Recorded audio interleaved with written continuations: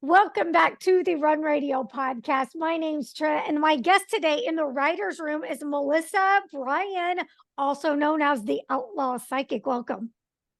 Hi, thank you. So, you said just before we started, you've got a lot to share. So, what are some of the things on your mind about this whole realm of things you've got going on in your book and in your world?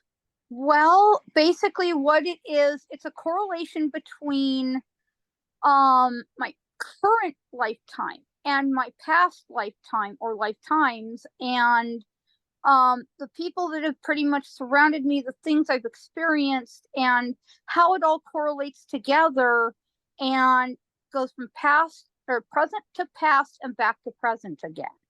Okay. And I try to teach others that are dealing with the same thing, basically how not to be afraid of it. Okay. What do you mean by that? Well, what I mean by that is there are some people that are going through like their own personal journey with spirit and not understanding why it's all happening. And I try to give some ideas from my own personal perspective and my own personal experiences. Okay. When did you first realize that you had this intuition? Is that the best way to describe it? Well, if that's what you want to call it, but I call it more or less like ability with the unknown, the unseen, and those realms that I guess walk side by side with ours. Okay. And when did you first notice that? Um, age 3, things started getting weird. I saw my first, well, I guess if you want to say it, ghost apparition, whatever you want to call this thing. And it all went from there, and things kept getting more and more and more and more until finally age 21, things are hopping and popping. I'm going, okay, things are getting way weird here. What the hell's going on? And so my ancestors sat me down, from spirit no less, and said, you're going to be a shaman. What? Color me shocked, color me surprised, color me, okay, you want it. Balls and yells court. Yeah. Well, age 48, here we are. So how did you deal with that? How did you realize that you weren't just losing your marbles and that real things to you were happening? Well, when I found my family history on paper, yes, when I found my family history on paper, that's when I realized there's more to this than just fantasy and all this stuff that people claim it is.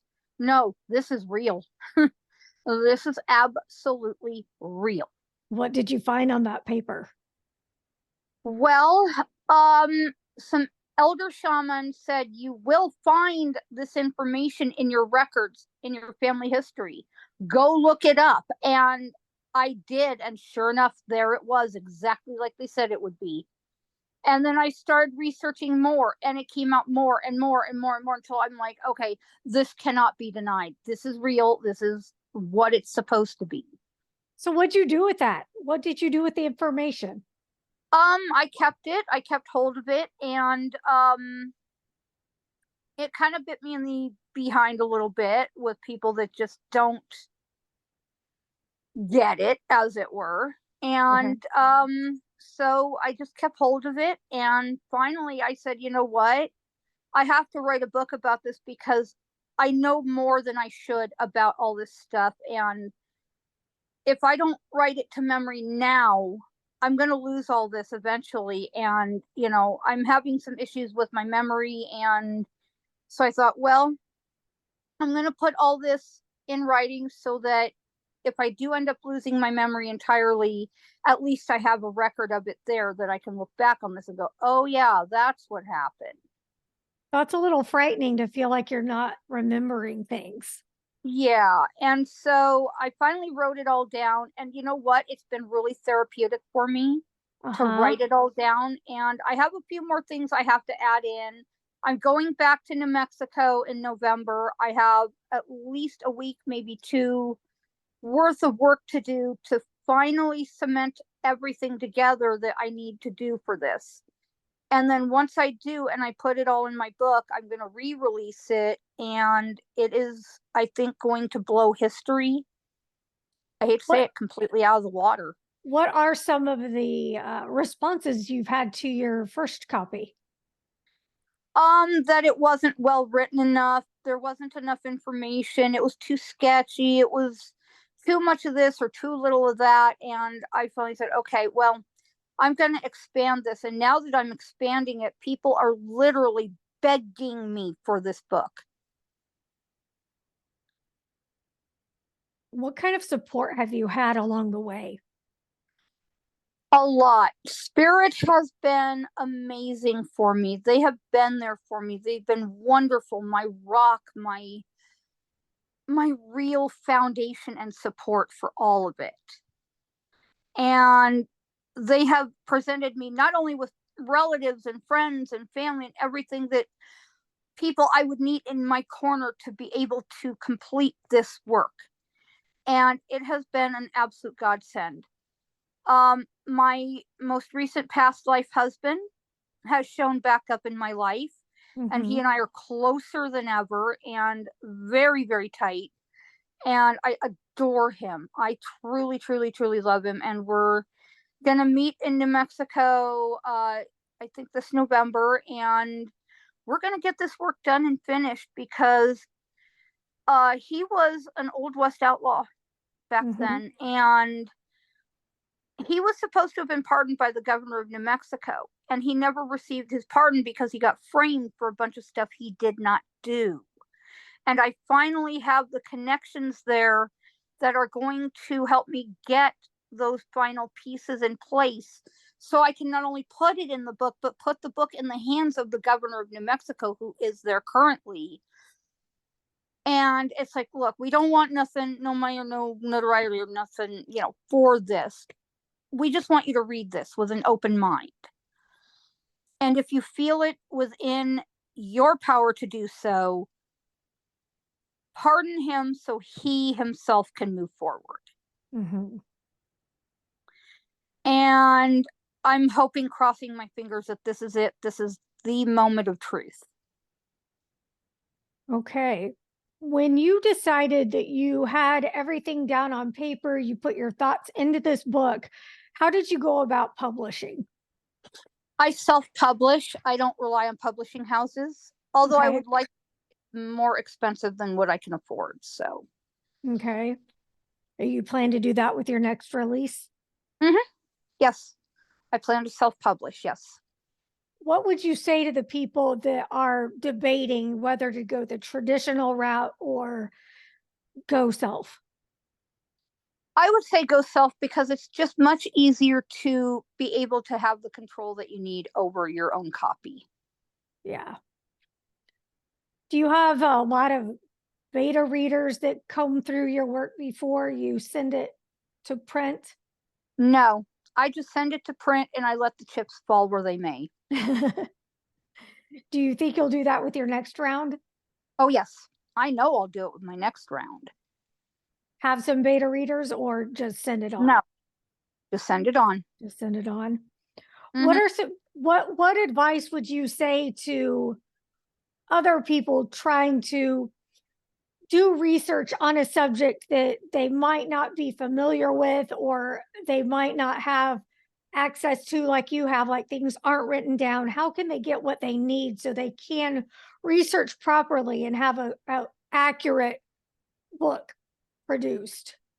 Go into records. I'm going to say this clearly. Go into records, because if you want a subject badly enough, let the subject matter guide you.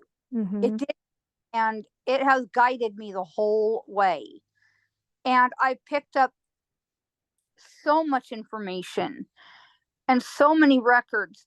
Go to records houses, go to LDS family history centers, go to libraries, go to online repositories, go to ancestral records if you have to, really get into the meat and potatoes of your work, because if you don't, your work's not going to show up.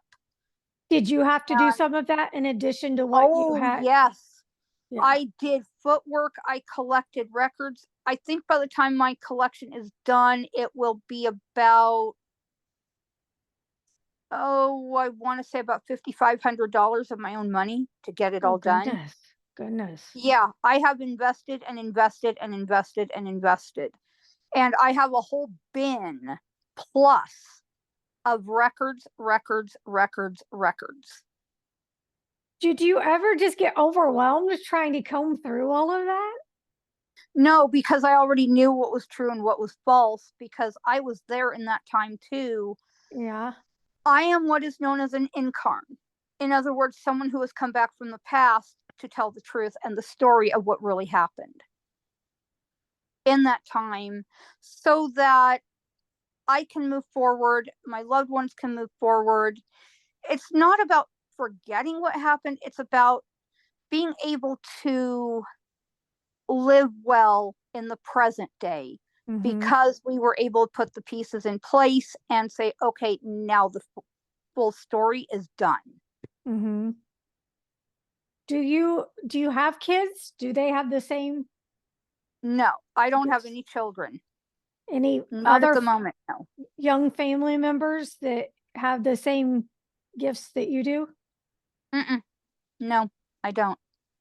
What about older folks in your family? Do you have aunts, uncles that have I shared used some of this? to. I used to. My great aunt, God bless that woman, I miss her dearly. Oh, She died when I was 14. She and I were very close, and she shared some of the same similarities. And she's the one that turned me on to the family history and said, go look for these records. You're going to find them. We have a long and varied history of, horses and farming and ranching and outlaws and lawmen and all this stuff. And sure enough, yes, we do. oh my goodness. Yes, we do. I can name drop literally all day long from memory. Wow. Tell me a little bit about your comedy background. Actually, I don't have that much of a background in it. One of my Okay. friends has a comedy series, one of my people, and I was a guest star or guest host or whatever you want to call it on his series at one point. I haven't heard back because I know he's been having a lot of health problems, and so I'm just waiting to find out. Oh, okay. So you don't even know if that's been released at all yet? Mm-mm. No. No, I Okay. don't know. Okay. Okay. So what's coming, what's next for you then? Well, once I get this book finished and I'm settled in New Mexico, I'm going to try to write a second book, a cooking book of recipes that have been in my family for a long, long, long, long time and a lot of generations and a lot of, things that I have come across that I absolutely love and that basically I use on an everyday basis. Have you actually been involved in criminal cases?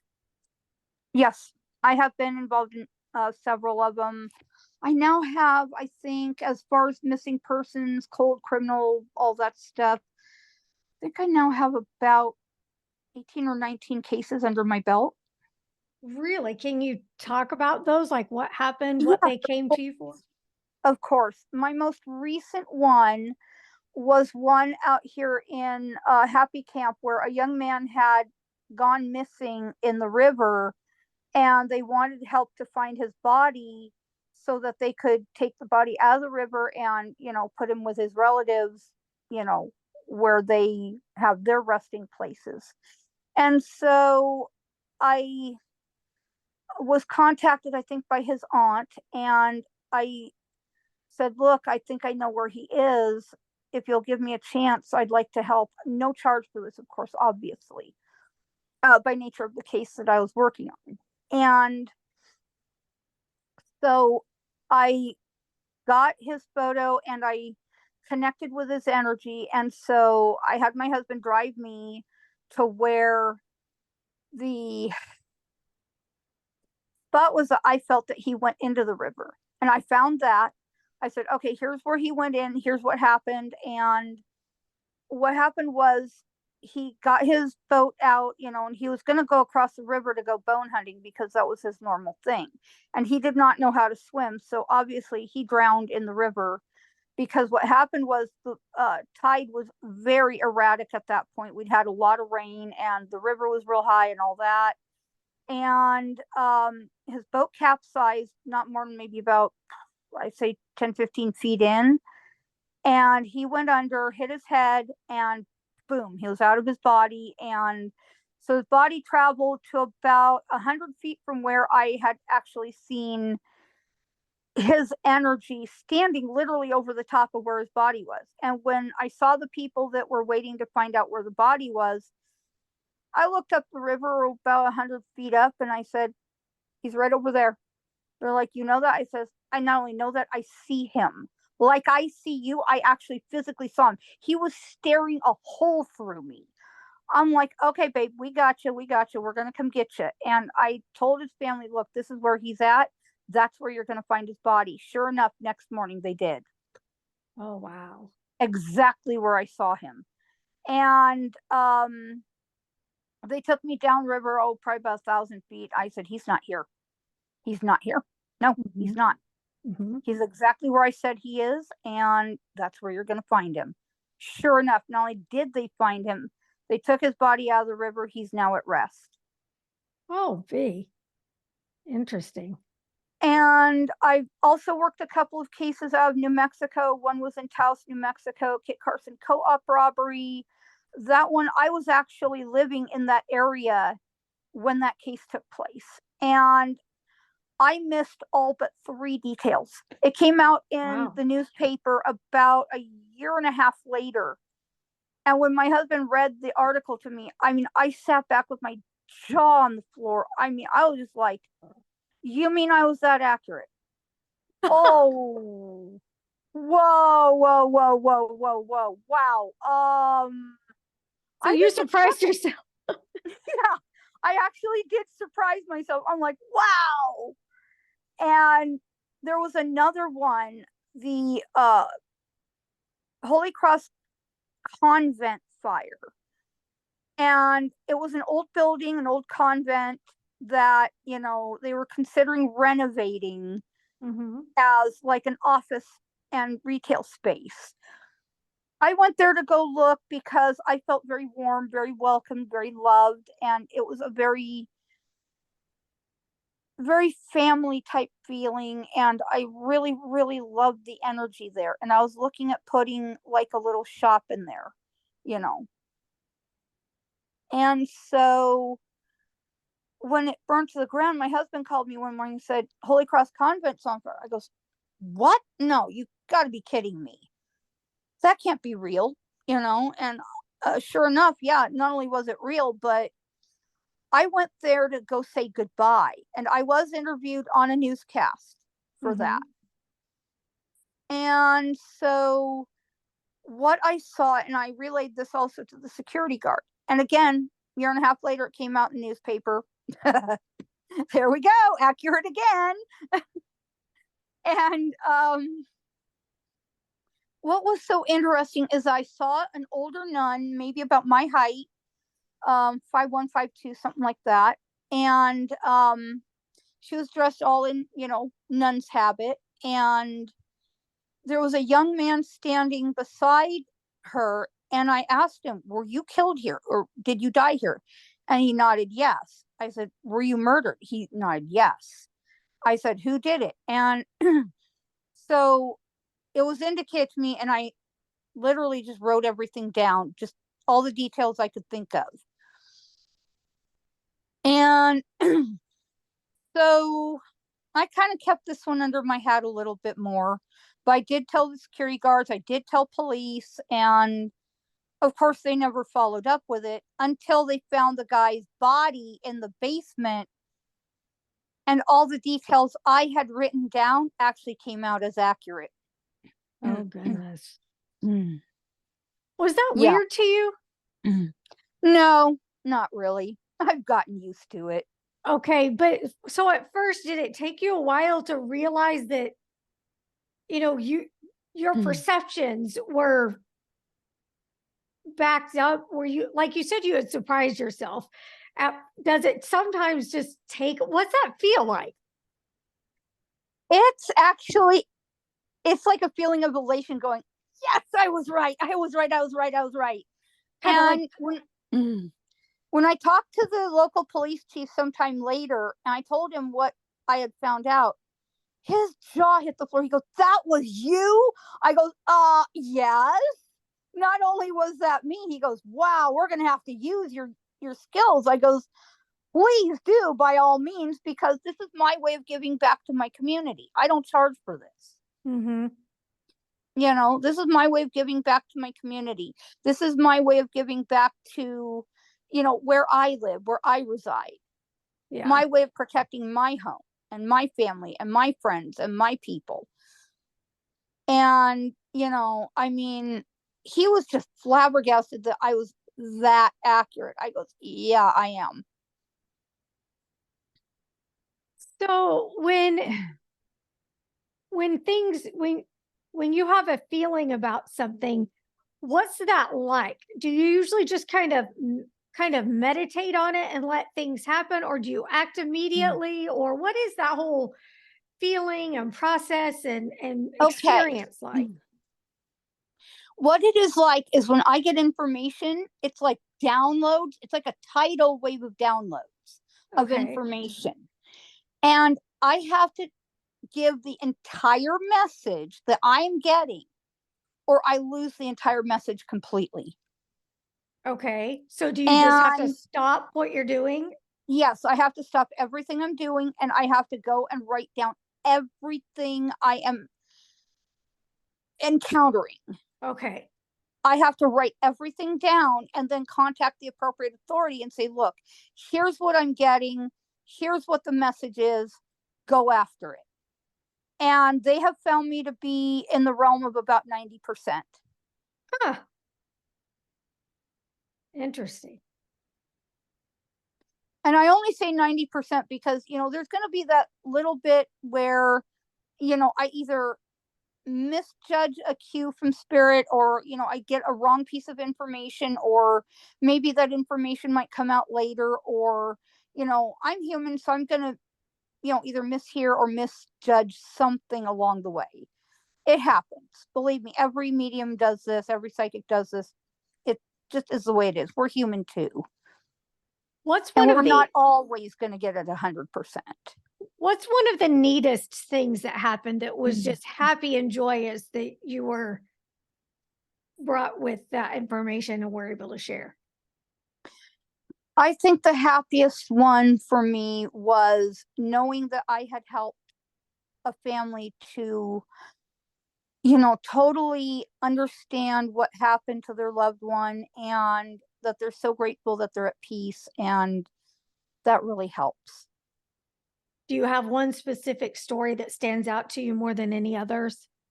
Well, there was one myself and a now former friend had done for someone that my husband and I knew closely.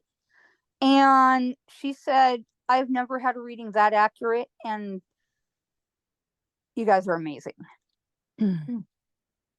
So he does readings as well. Yeah, but we're no longer friends. That other Oh, person and I, we're no longer friends. So it doesn't oh, really matter. It's water under okay. the bridge. Do you do readings often for people, or just Yes, I okay? can if they approach me. Yeah, I mean, they can if they approach me for it. Okay. And yes, I do charge for my work. This is not, freebie, whatever, but I do give back to the community, my own free time, my own free will, to help those that really need it, cold criminal, missing persons, that kind of thing. Can you give me any piece of information that you're getting off of this conversation, or does it have to be in the same space? I think it has to be in the same space. Once in a while, I do get something. Okay. What is it? What is that thing over your? What is that over your shoulder right there? Over here, Yeah, what the is that? recliner, and then I've got a notebook in there. Okay, there's some energy coming from that area. Oh, I wasn't really? sure what that was. I wasn't sure if it was like a painting or something, like a piece of artwork or something. I wasn't sure. Okay, yeah. Just a notebook. Mm. I've got a dog in my Yeah. lap. Well, notebooks also carry energy, so that's Yeah. a given. Yeah. Cool. Can you get a read off what kind of energy is coming from it?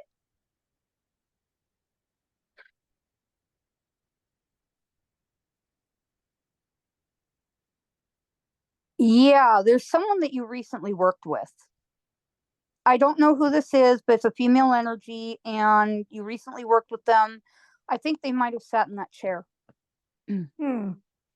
No one sat in that chair, but I did have a conversation with a woman with information in that book before we got on this Okay, call. that would make sense then. So Okay. close. Close. All right. Tell people where they can keep up with you. They can find your book and get ready for the new copy. Okay, new copy will be coming to Amazon.com, Amazon Kindle, and I'm hoping to release it via other sources as well. And they can get a hold of me anywhere on social media. I am all over the place. Okay. Facebook, Twitter, Instagram, Pinterest. Oh my gosh, I have so many different social medias. There's I plenty can't out even there. remember all of them. Does social media or internet or anything ever mess with your energy? Once in a great while, but I don't really let it affect me that much. How do you protect the energy around you? Is there any I art to that? Well, it's something I learned from Sylvia Brown, bless her. Thank you, hon. Mwah. Love you in spirit. And her books really helped me get a handle on my abilities. And it helped me not be afraid anymore.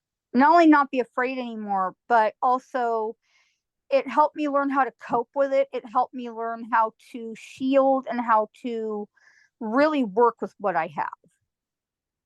Well, and that's a good topic too. What would you suggest to people that they are starting to notice these things and they are a little scared? They have no one to talk to about it and they're kind of like they're going to think I'm loopy, What Yeah, would you say to that? I mean, I would say keep working with it. And if they have to, come to me. I'll help them out. No big deal.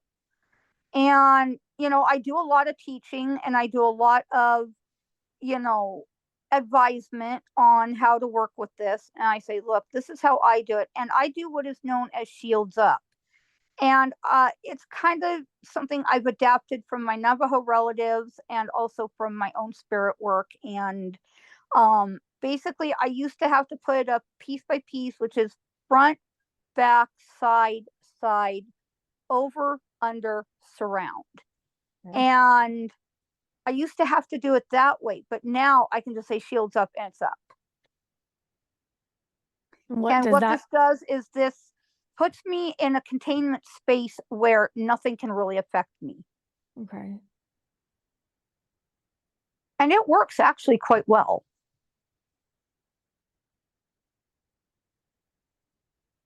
All right. You're froze up on me. Basically, I do that and it works really well. And now it's just all I have to do is say shields up and it's up. And is that like a protection? Yes, it's a protection. It puts me in like a safe bubble of energy, of light energy that basically doesn't allow anything to really get through. And what's another alternative to that? You can do this with any light energy, no matter the color, depending on what you want to do, and or you can do what is known as mirror shield.